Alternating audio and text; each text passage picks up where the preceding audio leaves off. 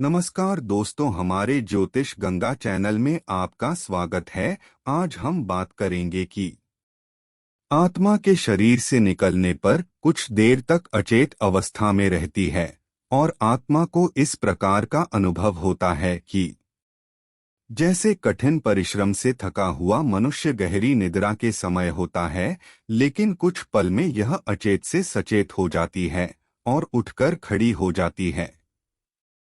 जब व्यक्ति के शरीर से आत्मा निकलती है, उसे कुछ समय तक पता ही नहीं होता है कि वह शरीर से अलग है। वह उसी प्रकार व्यवहार करती है जैसे शरीर में रहते हुए उसका व्यवहार था। शरीर से निकलकर खड़ी आत्मा अपने सगे संबंधियों को पुकारती है, लेकिन उसकी आवाज कोई सुन नहीं पाता है। इससे आत्मा को बेचैनी और छटपटाहट होने लगती है। आत्मा परेशान होकर सभी लोगों से कुछ कहना चाहती है, पर उसकी आवाज बस उस तक ही गूंजकर रह जाती है, क्योंकि वह भौतिक नहीं अभौतिक ध्वनि होती है और मनुष्य केवल भौतिक चीजों को ही महसूस कर सकता है।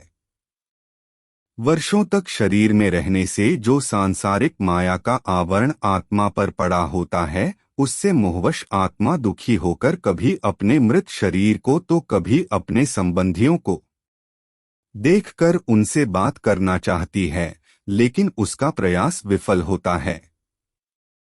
वर्षों तक शरीर में रहने से जो सांसारिक माया का आवरण आत्मा पर पड़ा होता है, उससे मोहवश आत्मा दुखी होकर कभी अपने मृत शरीर को तो कभी अपने संबंधियों को देखकर उनसे बात करना चाहती है, लेकिन उसका प्रयास विफल होता है।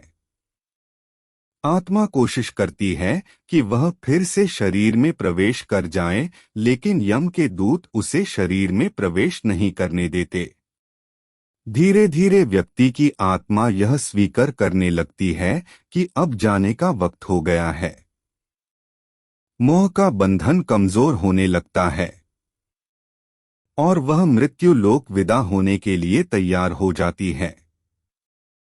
शरीर के मृत हो जाने पर आत्मा अपने परिजनों को रोते बिलखते देखकर दुखी होती है और खुद भी दुख से व्याकुल होकर रोती है, लेकिन उसके वश में कुछ नहीं होता। वह लाचार होकर सब कुछ देखने और अपने जीवन काल में किए कर्मों को याद करके दुखी होती है।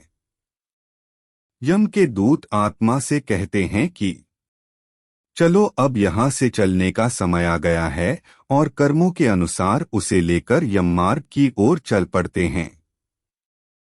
कुछ ही समय में आत्मा मृत्युलोक की सीमा को पार कर एक ऐसे मार्ग में पहुंच जाती हैं जहां ना सूर्य की रोशनी होती है, ना चांद की चांदनी।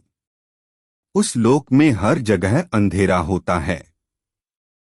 यहाँ आत्मा अपने कर्मों और इच्छाओं के अनुसार कुछ समय तक विश्राम करती है।